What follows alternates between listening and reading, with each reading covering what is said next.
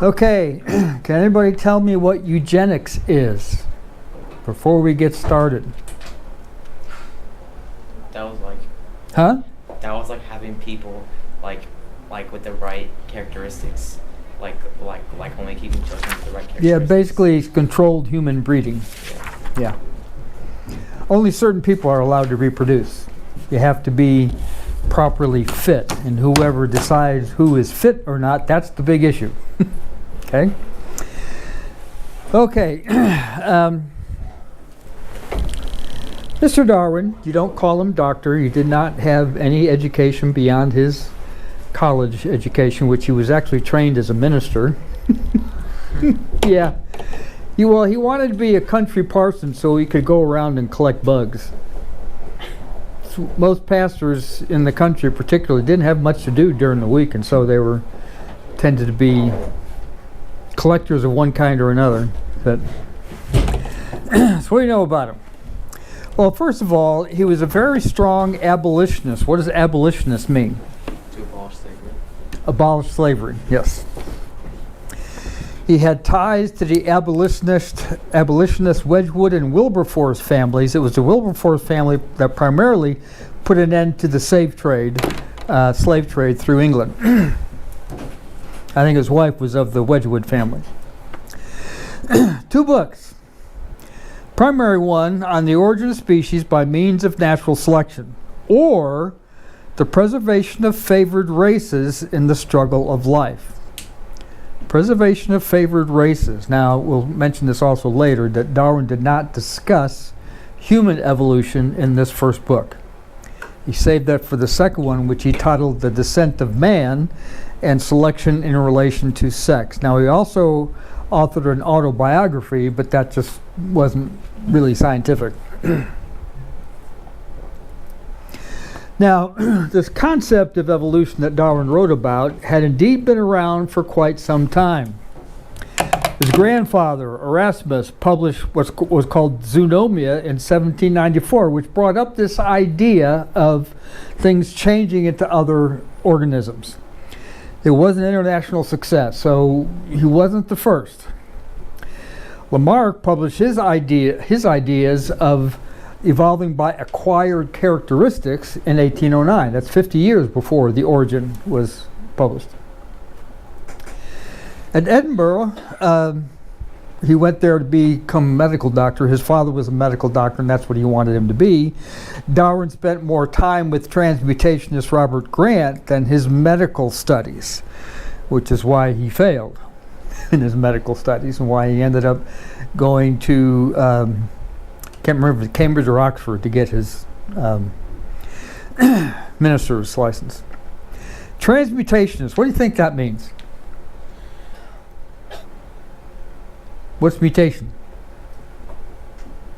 Change in the DNA sequence. Change of a DNA sequence. They didn't know about DNA at that particular point. Transmutationist is simply the idea that some had this notion, even then, that organisms could change into something else. Lamarck published in 1809, which he was basically saying that throughout its lifetime, an organism could acquire characteristics and then pass those on to its offspring. Wasn't a way to make that work, but that was his idea. So Robert Grant may have been on the tail end of that, of Lamarck's idea. So evolution definitely in the air before Darwin ever set sail on the Beagle in 1831. How long was he on the Beagle? Anybody remember? Years?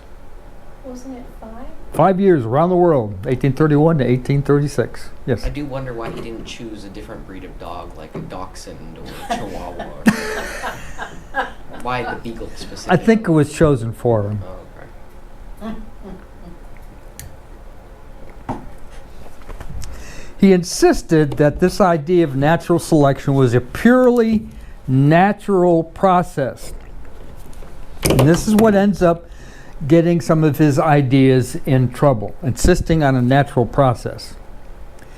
In the first edition of The Origin, Darwin had said nothing about God, making God essentially superfluous. What's superfluous mean? unrelated. Or Not needed. Not needed at all. But in later editions, he added this onto the last paragraph. There's grandeur in this view of life with its several powers, having been originally breathed by the Creator into a few forms or into one. But that's only at the earliest stage, how life came into existence.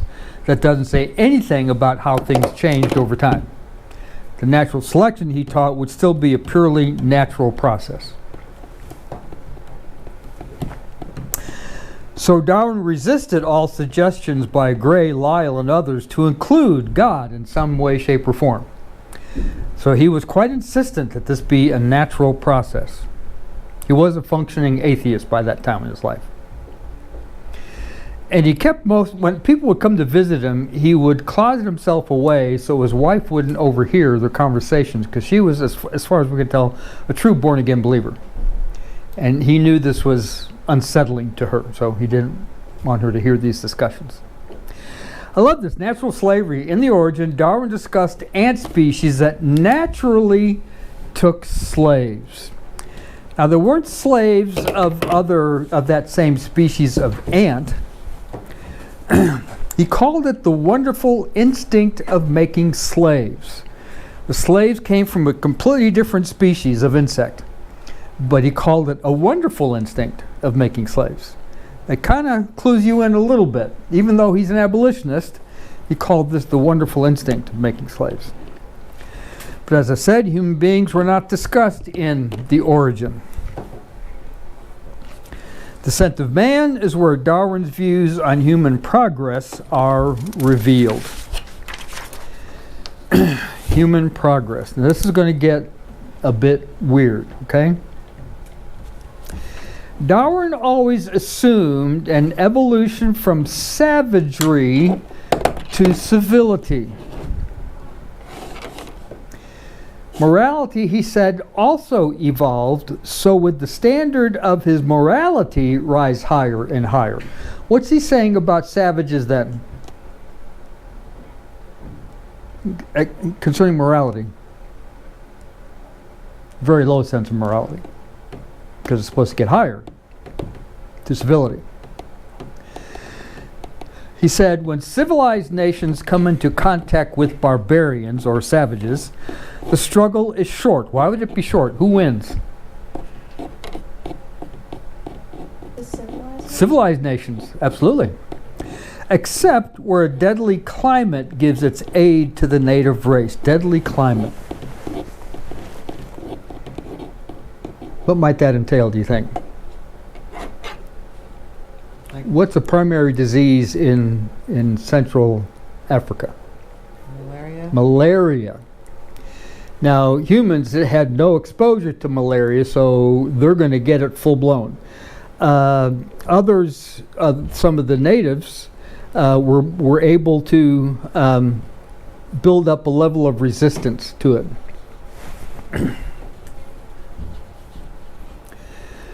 Here comes his full-blown racism. He said at some future period, not very distant as measured by centuries, so by now, the civilized races of man will almost certainly exterminate and replace throughout the world the savage races. At the same time, the anthropomorphic apes, meaning gorillas, chimps, orangutans, will no doubt be exterminated. So the savage races will be exterminated and the anthropomorphic apes will also be exterminated. The break will then be rendered wider, for it will intervene between man in a more civilized state, as we may hope, than the Caucasian, and some ape as low as a baboon, instead of as at present between the Negro or Australian and the gorilla. What is he saying there?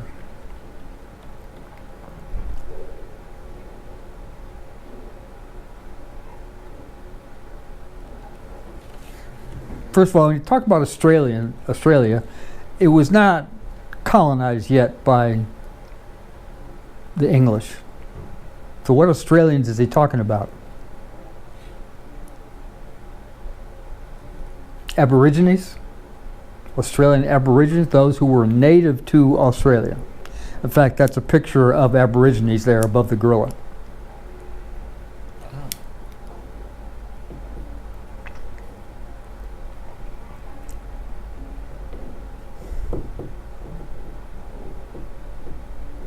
So the Negro apparently is quite close to the gorilla. But they'll go extinct. Australians will go extinct. Gorillas will go extinct. Then the gap is between Caucasian and maybe a baboon. What's he saying about the Australians and the Negroes here? That they're less evolved. Less evolved. They're the barbarians, okay?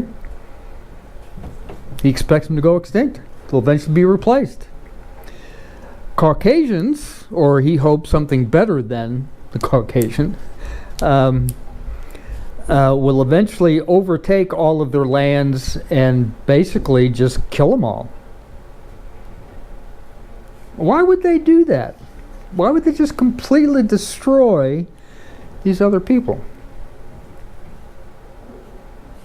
Because like their principles don't align, or they are like power hungry. Well, they're savages. They're barbarians. If we let them continue to live, they'll continue to attack us and our settlements.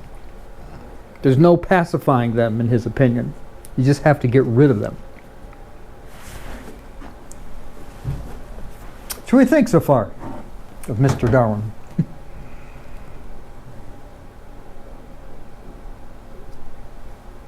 Hypocritical a little bit, because like he used to be like sort of the opposite of what he is now. I'm sorry, what? Like before he like wrote all these books and did all these studies, he was like a Christian and an abolitionist and Mm-hmm. stuff. Yeah. And then that sort of flipped a little bit. Completely changed his perspective. Anything else? Can you admire Mr. Darwin at this point in his life? No. No? I would hope not. Okay. Okay. But he did have his critics, even in his day. Eminent scientists of Darwin's time, mentioned before, Lyell, Wallace, Gray, Mivart, Owens, Sedgwick, maintained that natural selection was not sufficient to account for all of life on its own. Again, these are the ones who were insisting that he include some aspect of God being involved in the process. Further, they feared his purely naturalistic idea would be perverted by others less sympathetic than himself. He refers to himself eventually as being sympathetic. We'll have that here. Sedgwick said, if this book, The Origin, were to find general public acceptance, it would bring with it a brutalization of the human race such as it had never seen before. The Son of Man hasn't even been published yet. But why would he say this? Because what's in it could easily be misused to justify Like racism and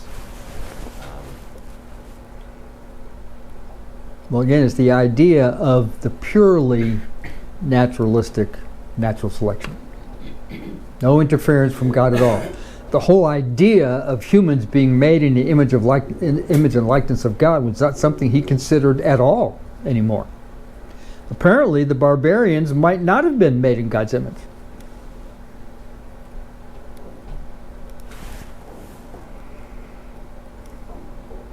So, he also wrote, we civilized men, we civilized men, okay, on the other hand, do our utmost to check the process of elimination.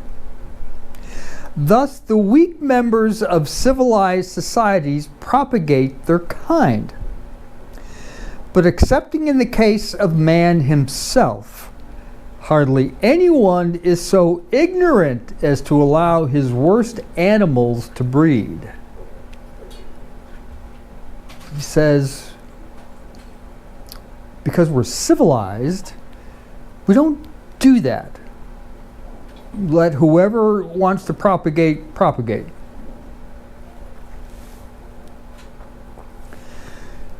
We could not withhold, as he says, our sympathy. Look at this. If so urged by hard reason. What's the hard reason tell you? Don't let the weak members of civilized societies propagate their kind. That's what hard reason would tell you. So he says, we cannot withhold that sympathy, here he's referring to himself as being sympathetic, without deterioration in the noblest part of our nature. What do you think the noblest part of our nature he might be referring to here?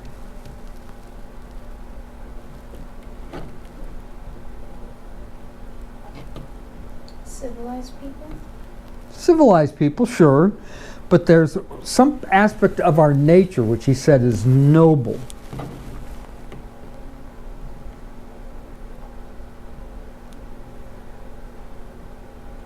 Well, it's basically compassion. And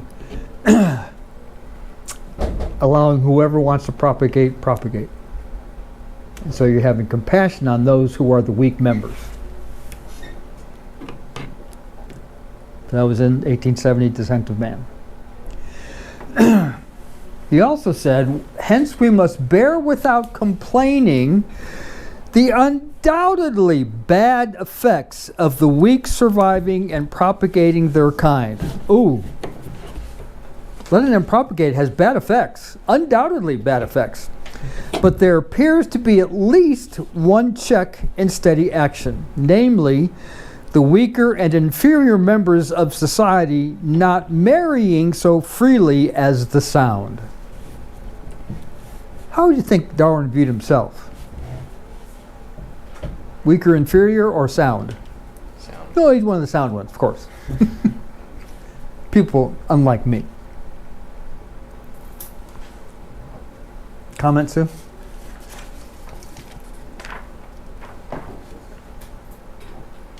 It made some yesterday, so.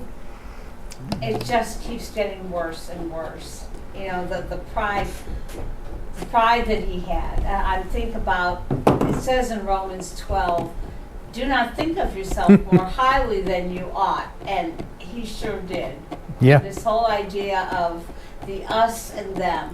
Mhm. We, better, higher, more civilized people. And just looking down on people who were made in God's image that Christ died for, and looking down his nose at them and thinking they're less valuable than people like us. Mm-hmm. It's so, Darwinism had some really ugly aspects to it, and I'm glad you're shining a light on it. Mm-hmm. Does that make sense? Do you see it too? Yes. Okay.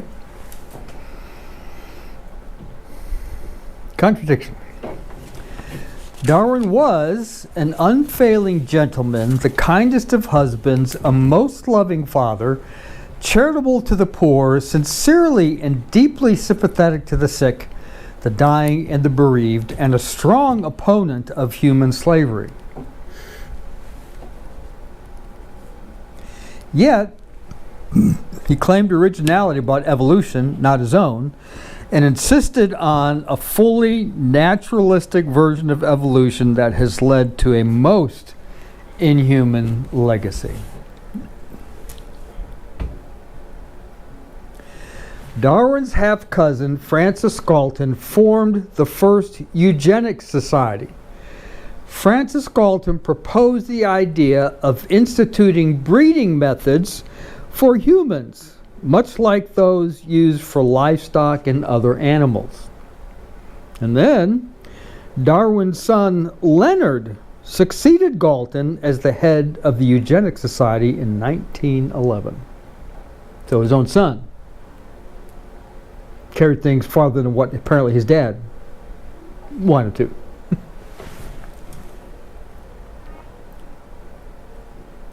Karl Marx sent a copy of Das Kapital to Darwin and in the size from a devoted admirer to Charles Darwin.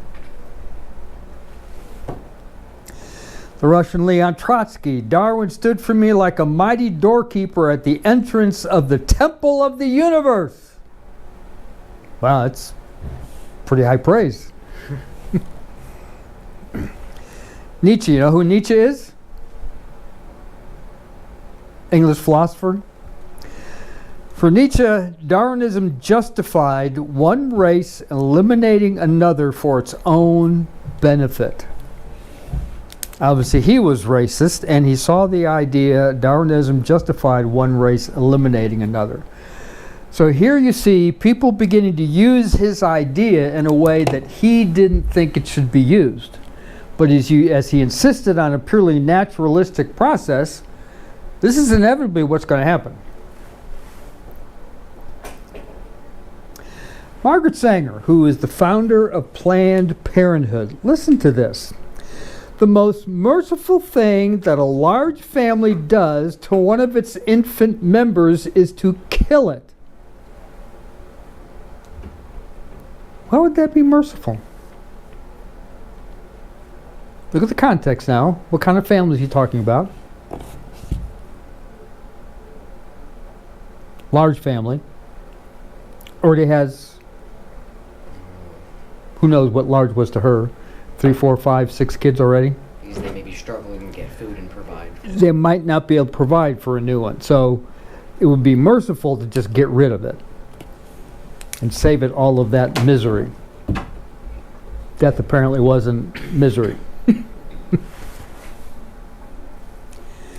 And she also said, we do not want word to go out that we want to exterminate the Negro population.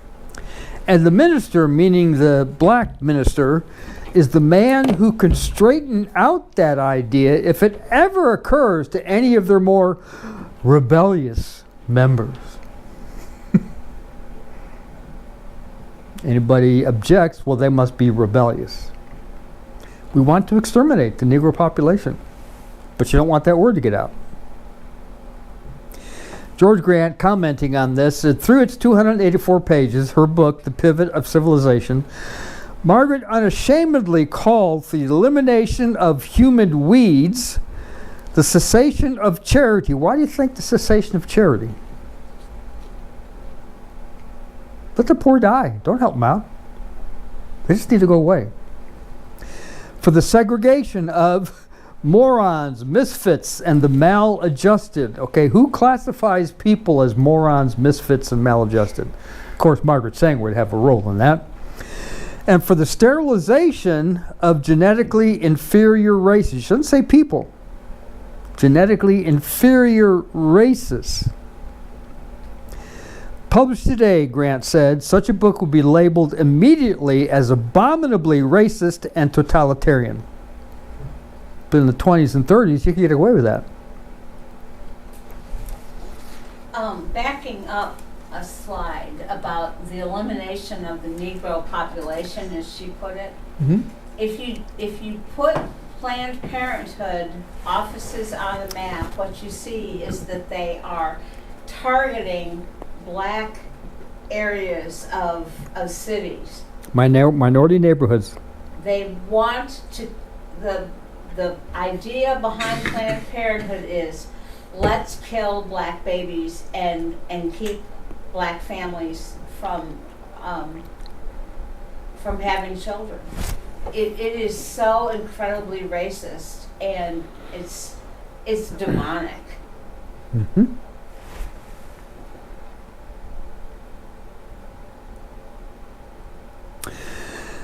Now, actually, from the early 1900s to the 1970s, thousands of people were being involuntarily sterilized in the United States.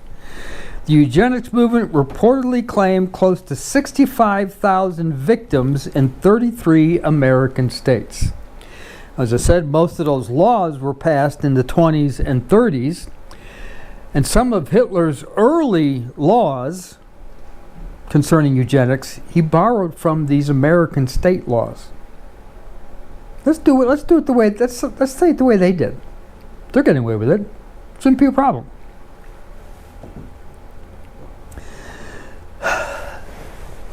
Supreme Court justice, when some of these laws were being challenged, his rationale was 3 generations of imbeciles is enough. Shouldn't let the quote-unquote imbeciles reproduce anymore. Do you know what an imbecile is?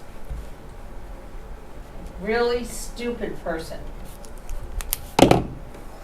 This was U.S. Supreme Court Justice Oliver Wendell Holmes. He said if we mandate vaccinations, why not sterilization? Well, vaccinations are to help keep people alive. That's not what sterilization does. Margaret Sanger was the founder of Planned Parenthood, and Dr. Elvita King, I believe, was the niece of Dr. Martin Luther King. He said, Planned Parenthood is definitely a racist organization. They have a racist agenda. Since 1970, there has been something like 50 million abortions. About 17 million of those have been blacks. It's black genocide. They are killing our people and fooling us. So, 17 million is 34% of what the 50 million is. What's the percentage of blacks in the U.S. today? Anybody know? It's about 10 or 11, 12%. So more than double the rate that white babies were being killed. Richard Weikert, a student of Nazi Germany and a believer, Hitler's book Mein Kampf simply means my struggle. And you could say struggle for existence. He was deeply influenced by Darwin.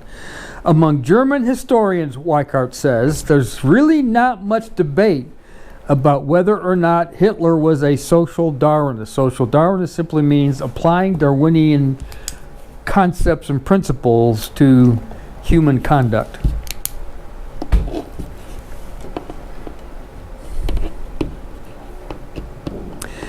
By reducing humans to mere animals, by stressing human inequality, and by viewing the death of many unfit organisms as a necessary and even progressive natural phenomenon, Darwinism made the death of the inferior seem inevitable and even beneficent, which means beneficial. Darwin laid the groundwork for it. And again, that insistence on a purely natural process.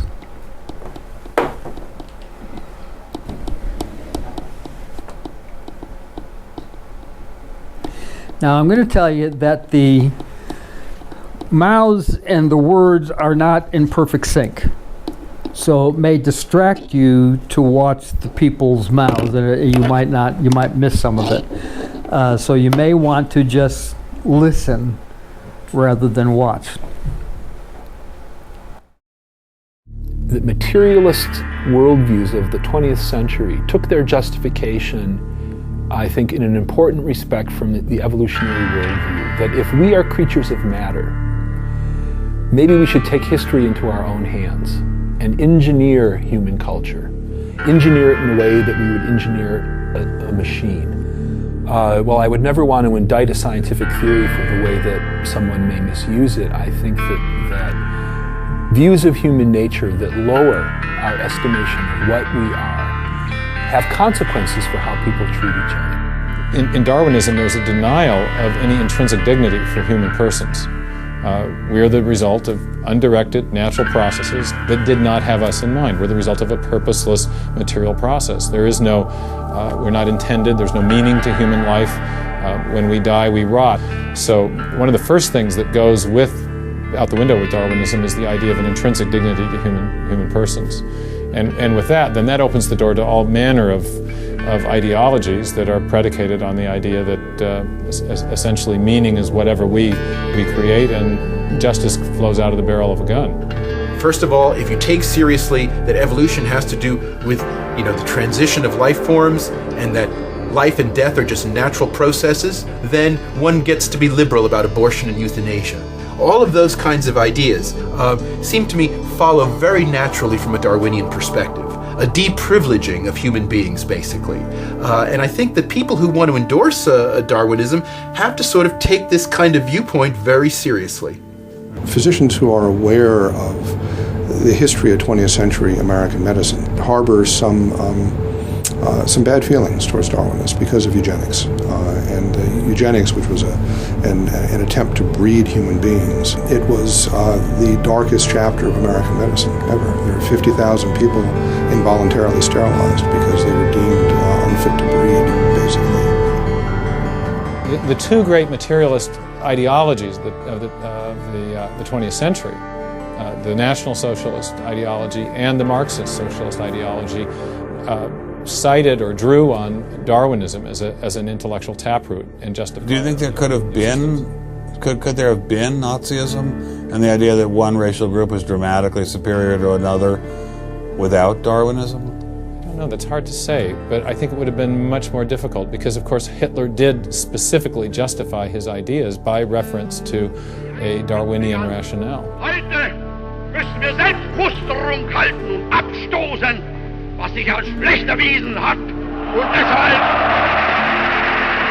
It's had very, very degradative effects, degrading effects on our culture and on our capacity of our people to view themselves as spiritual beings with a will, with the capacity to do right and wrong, with a capacity to make meaningful choices in a broad human cultural context. All of that gets undermined and demeaned when we say that electrical activity going on inside your cranium is the only causative factor in everything that happens in the universe. What's going to happen if this doesn't change?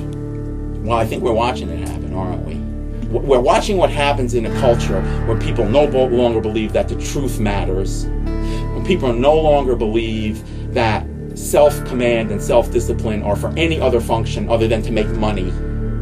When people start to believe that there's no greater good to live up to, what do? You get a coarse, vile, animal-like culture that every honest person finds unsavory and unsettling.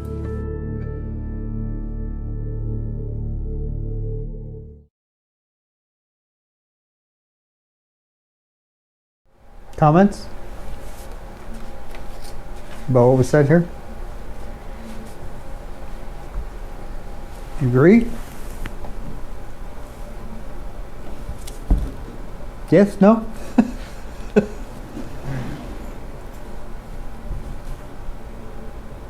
Do we live in a coarse culture where the truth really doesn't matter that much? What is truth? Well, that might be true for you, but it's not true for me. I mean, truth has become a relative term, not an absolute term. We've seen how Darwinism has been used in the past. We see what it's done to our culture today. How might it be used in the future?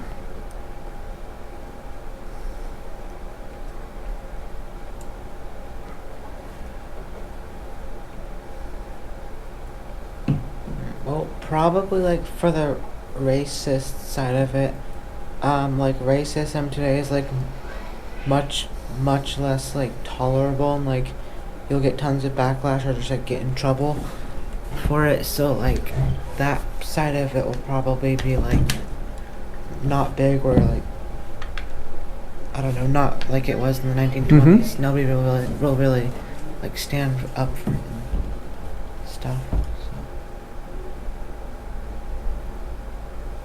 So that's how it might not be used. But there are still racists in our culture. They're simply quiet about it. It'll also probably most certainly be used to promote abortion and stuff like that. Abortion? And lowering the importance of or value of being a human being. What about genetic engineering?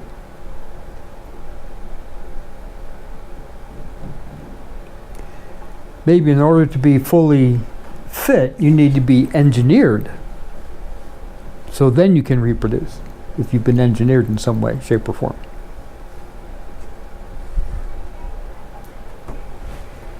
So are you encouraged by the future? About the future? Not really. Well, this is a short lesson. If you don't have any other thoughts or comments to add or questions, anything? A little shocking, perhaps? Okay. All right, then.